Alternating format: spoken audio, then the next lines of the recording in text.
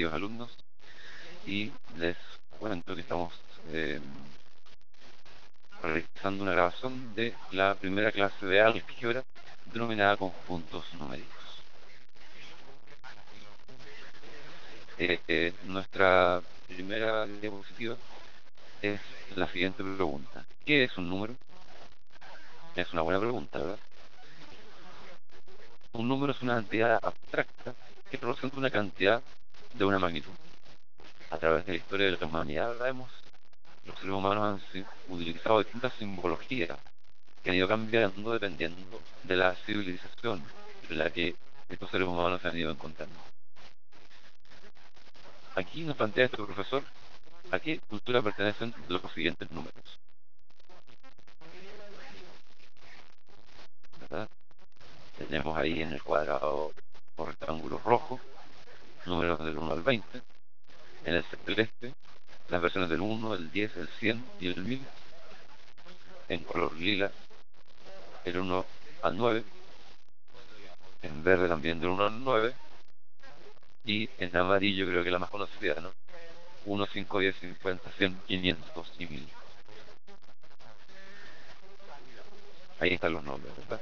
La numeración maya, la numeración egipcia, la numeración china, sumeria y la famosa numeración romana, ¿verdad? ¿Ya? Esto es un poco cómo los seres humanos han tratado de expresar numéricamente, ¿verdad?, cantidades a lo largo de la historia. Vamos a definir el conjunto de los números naturales de la siguiente manera, con esta letra n, un tanto retenida, ¿verdad?, que va a simbolizar números naturales, ¿verdad? Y son la secuencia de números 1, 2, 3, 4, 5, ¿verdad? Es un conjunto infinito, ordenado y discreto. En el fondo son los números que utilizamos para poder contar. Consecutividad numérica. ¿Qué queremos decir con esto? Vamos a decir que todo número natural tiene un sucesor, que se obtiene ¿cómo? Sumando el número 1 al número que nosotros queremos calcular el sucesor. Si tenemos un número n perteneciente a los naturales, su sucesor, el número sucesor de este número n será el número n más 1. Como lo vemos acá abajo, ¿verdad?, el sucesor de n es n más 1, posteriormente el sucesor de n más 1 es n más 2, y así sucesivamente sumando 1 para encontrar el sucesor.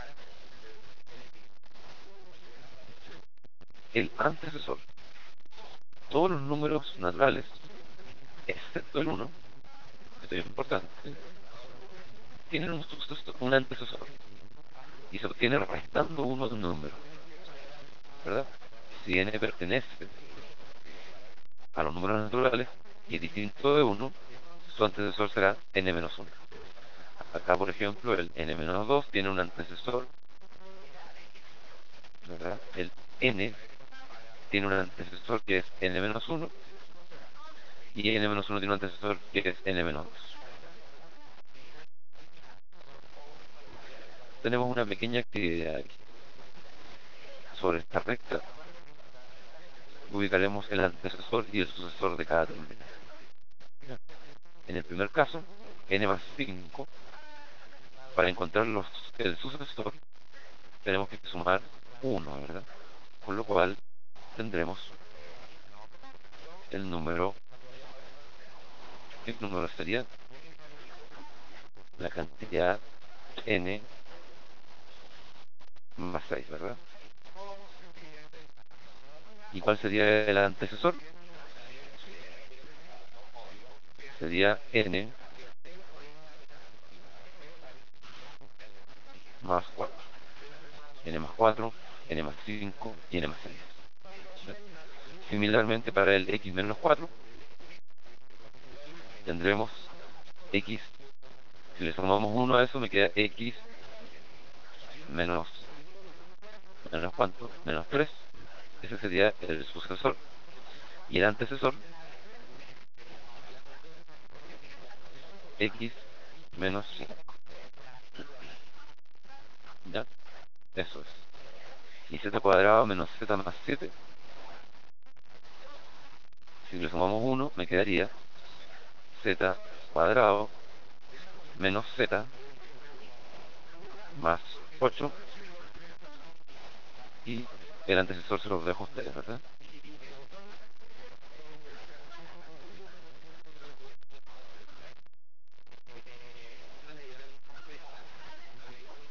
Ya. Paridad e imparidad.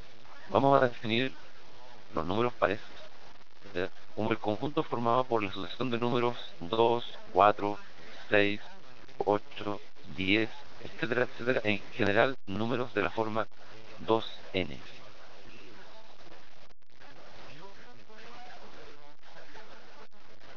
2n, ¿ok? Por lo tanto, un número par, como dice donde estoy encerrando con amarillo, se presenta de la forma 2n. Por otro lado, los números impares es el conjunto formado por la sucesión de números, ¿verdad? 1, 3, 5, 7, 9.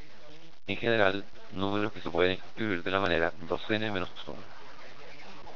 En general, entonces, un número impar se va a escribir de la forma 2n menos 1. ¿Ya? Vamos a practicar un poco lo que hemos visto. ¿Cuál sería el antecesor, el sucesor y el antecesor, respectivamente, de 7x? El sucesor, ¿verdad?, el que viene después, se obtiene sumando 1, ¿verdad? Por lo tanto, tendríamos 8x, 7x más 1, ¿verdad? ¿Verdad? Ese es el sucesor. Y el antecesor, 7x menos 1.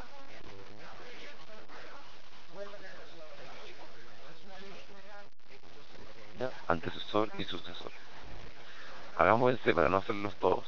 El sucesor y antecesor par de 2n. ¿Ya? Como 2n es par,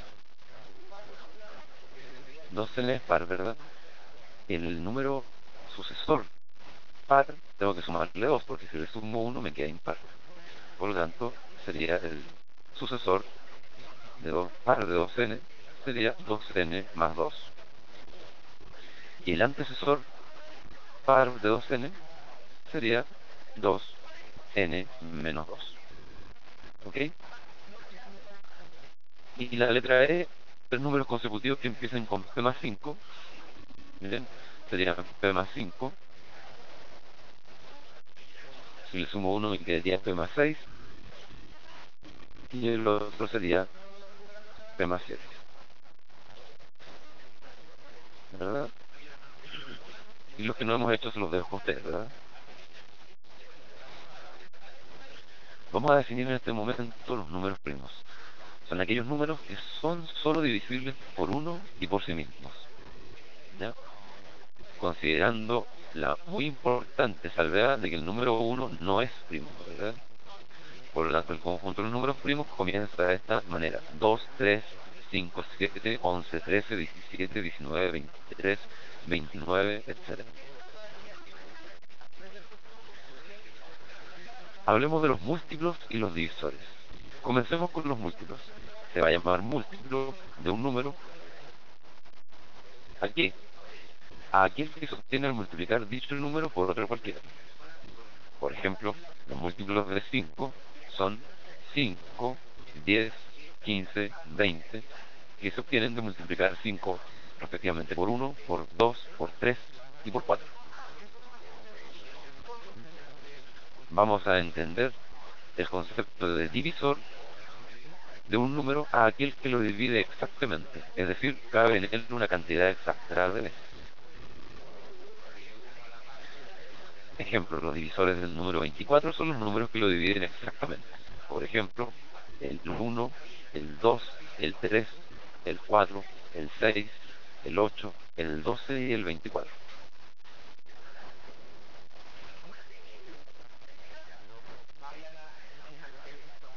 Vamos a referirnos en este momento al mínimo común múltiplo, que se abrevia con las letras minúsculas M, C y M. El mínimo común múltiplo, o MCM, de dos o más números, corresponde al menor de los múltiplos que tienen en común. ¿Ya? Vamos a calcular, por ejemplo, el mínimo común múltiplo entre 3, 6 y 15. Vamos a extender los múltiplos del 3 Vamos a extender los múltiplos del 6 y vamos a extender los múltiplos del 15. En rojo nos estamos dando cuenta que en común, ¿verdad? El mínimo de todos, probablemente haya otros en común, pero el mínimo de todos, el primero en común que aparece es el 30, ¿verdad? Por lo tanto, el MCM entre 3, 6 y 15 es el número 30. ¿Qué otra forma hay para calcular el mínimo común múltiplo? ¿Verdad? Utilizaremos una tablita. ¿En qué consiste esta tabla? En dividir por algún número primo en cada columna hasta obtener solo uno. ¿Ya? En primer lugar, vamos a comenzar dividiendo por 3. Dividido el 3 por el 3 me queda 1, el 6 por el 3 me queda 2 y el 15 por el 3 me queda 5. Ahora dividido por 2. 2 dividido por 2 me queda 1 y el 5 no lo puedo dividir por 2. Finalmente dividido por 5 me queda que 5 dividido por 5 es 1. ¿Ya? Posteriormente voy a multiplicar estos tres números, 3 por 2 6 y 6 por 5 6. ¿Ya? Por lo tanto, el 30 es el número que habíamos obtenido anteriormente como el mínimo común múltiplo entre 6, 3 y 15.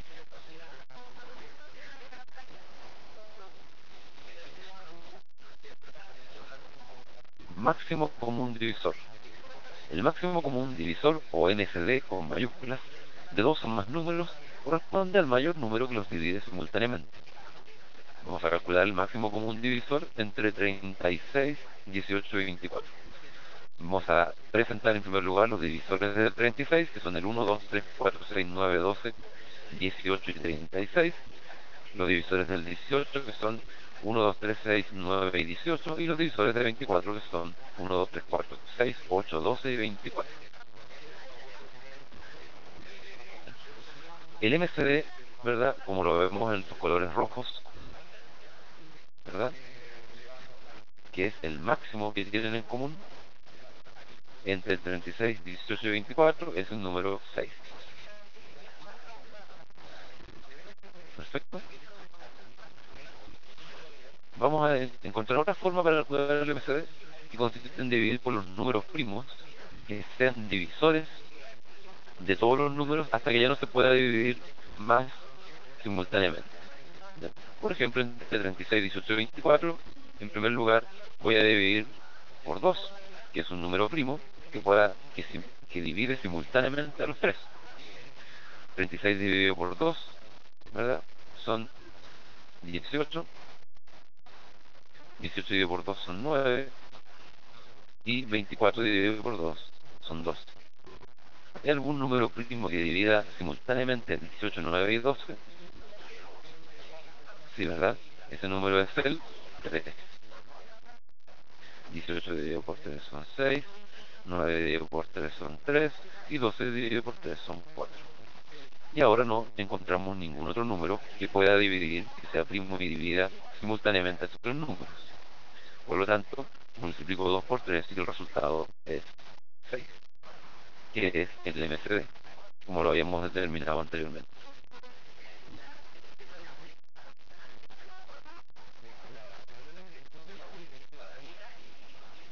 Operaciones en los números naturales. La adición en los números naturales. Tengo dos sumandos adicionados y el resultado se llama suma. A más B es igual a C. Propiedades, ¿verdad?, de la adición. Se recomienda revisar el libro en la página 18. La primera propiedad es la clausura. La suma de dos números naturales es siempre un número natural. Conmutatividad en segundo lugar. Tenemos dos números naturales sumados A más B, entonces se cumple que eso es igual a B más A. Y finalmente la asociatividad. Si yo tengo A, B y C, que son números naturales, se cumple siempre que A más la suma de B más C va a ser lo mismo que A más B sumándole C. Da lo mismo el orden en que se suman, ¿verdad? Finalmente podemos decir que los naturales no existe neutro aditivo. ¿Ya? No hay ningún número que yo lo sume y me quede igual. Ustedes están pensando en el cero, pero el cero no es de los números naturales, ¿verdad? Los números naturales comienzan en el número uno hacia adelante. Sustracción en los números naturales. Tenemos que a un número minuendo se le resta un número llamado sustrayendo y se obtiene un número llamado diferencia o resta. A menos B es igual a C, A minuendo, D sustrayendo, C diferencia o resta. En los naturales podemos restar solo si el minuendo es mayor que el sustrayendo. De lo contrario me daría un número negativo y ya no saldríamos de los números naturales. Multiplicación en los números naturales, ¿verdad? Los números que se multiplican se denominan factores y el resultado se denomina producto. Propiedades de la multiplicación. La principal propiedad de la multiplicación es la clausura, que quiere decir que el producto de números naturales es siempre un número natural. Enseguida viene la conmutatividad, que dice que si yo tengo dos números naturales, A y B, se cumple que A por B es lo mismo que B por A. Y la asociatividad dice que si yo tengo tres números naturales, A, B y C, se cumple que A multiplicado por B por C es lo mismo que A por B multiplicado por C. Acá sí tenemos el elemento neutro para la multiplicación, que es el 1, porque es un número natural. Y cualquier número multiplicado por 1 me queda el mismo número. Les recuerdo como anécdota que hay un dicho muy utilizado que alude a la segunda propiedad de la multiplicación de los números naturales. El orden de los factores no altera el producto, ¿verdad?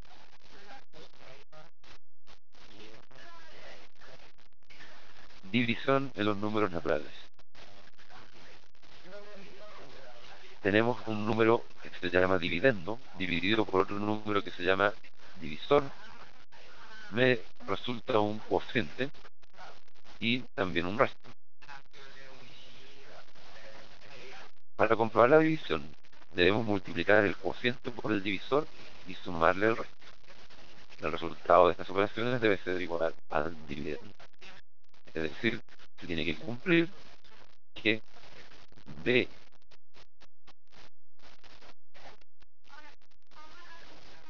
C por B, ¿verdad? Más R tiene que ser igual a A. ¿Ya? Y ahí la división está correcta.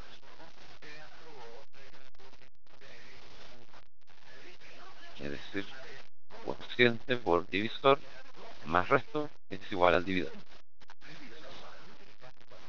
Números cardinales. ¿Cuáles son estos famosos números cardinales? Son conjuntos de la forma 0, 1, 2, 3, 4, 5, etc. Es un conjunto infinito, ordenado y discreto. Y nuestro amigo nos recuerda que son los números que usamos para cuantificar los conjuntos, es decir, para contarlos. Operaciones de los cardinales. ¿Ya? Estas son las mismas operaciones que hemos visto hasta ahora. Adición, sustracción, multiplicación y división. Cumpliéndose las mismas propiedades que los naturales. La diferencia es que incluye al cero y por tal razón posee un elemento neutro aditivo. Por lo tanto, si es un número cardinal, entonces podemos decir que hay un número tal que A más cero es lo mismo que cero más A, y eso es el resultado de A.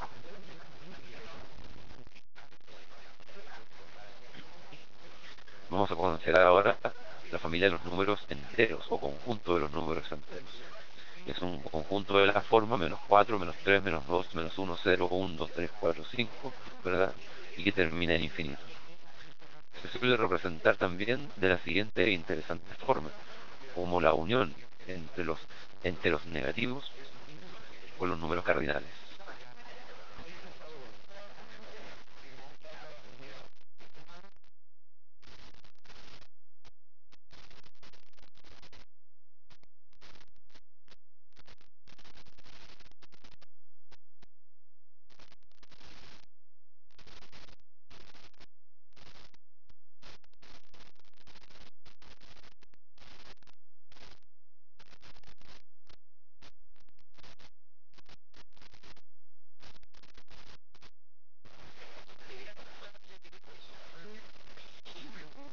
Veamos.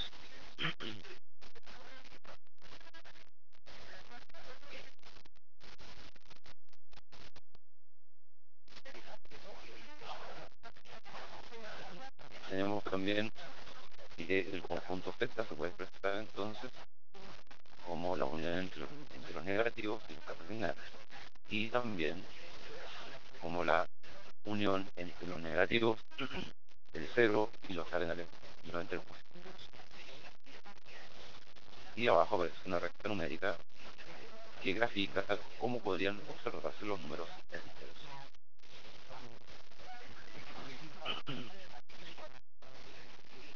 Valor absoluto. El valor absoluto de un número entero en la recta numérica corresponde a la distancia entre dicho número y el cero, que se simboliza por dos barras paralelas verticales. ¿Cómo se calcula el valor absoluto? Muy simple.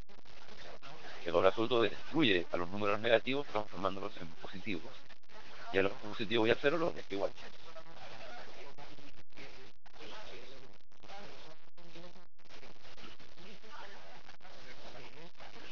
Operaciones en los números enteros.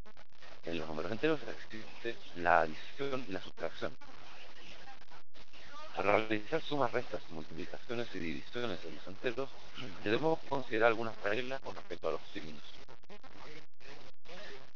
Si hay veces son números enteros, se va a cumplir que la suma entre A y menos B es lo mismo que la resta entre A y B, A menos B. Ejemplo, 5 más menos 9 es lo mismo que tener 5 menos 9, y el resultado es menos 4. Y si yo a un número le resto un negativo, A menos B es lo mismo que tener A más B. Ejemplo, 12 menos menos 8 es lo mismo que tener 12 más 8, resultado 20.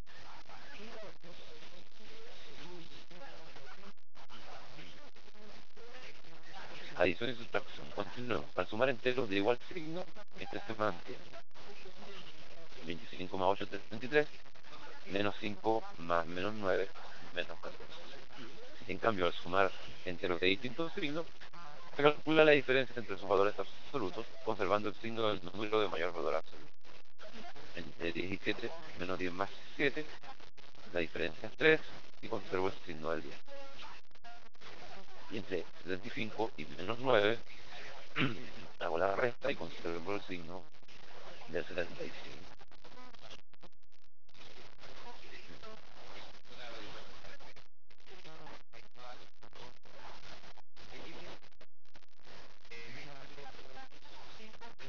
Multiplicación y división en los números enteros. Y A y B son dos números enteros de igual signo, diremos que el producto y el cociente entre ellos es positivo. Ejemplo, 42 negativo por 8, resultado 36 positivo. Y menos 28 dividido por menos 7, resultado 4 positivo. Por otro lado, si A y B son dos números enteros de distintos signos, entonces el producto y el cociente entre ellos es negativo. Ejemplo, 37 por menos 5, resultado menos 175. Y 125 dividido por menos 5, resultado es de menos 25. Prioridad de las operaciones. La suma de números enteros cumple con la propiedad conmutativa, asociativa y de clausura. Tenemos un ejemplo de la propiedad conmutativa en primer lugar, un ejemplo, ¿verdad?, del elemento neutro. Tenemos un ejemplo aquí también de la conmutatividad de la multiplicación y un ejemplo del elemento neutro 1. También diremos que la multiplicación de los números enteros posee un elemento absorbente, que es el 0. Cualquier número multiplicado por 0 resulta 0.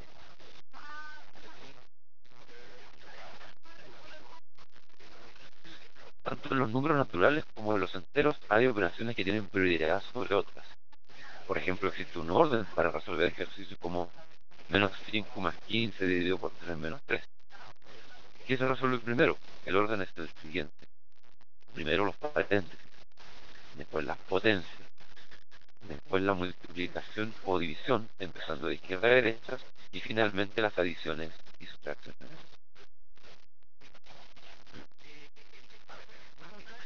Finalmente, como resumen, diremos que existe sucesor y antecesor, así como números pares e impares.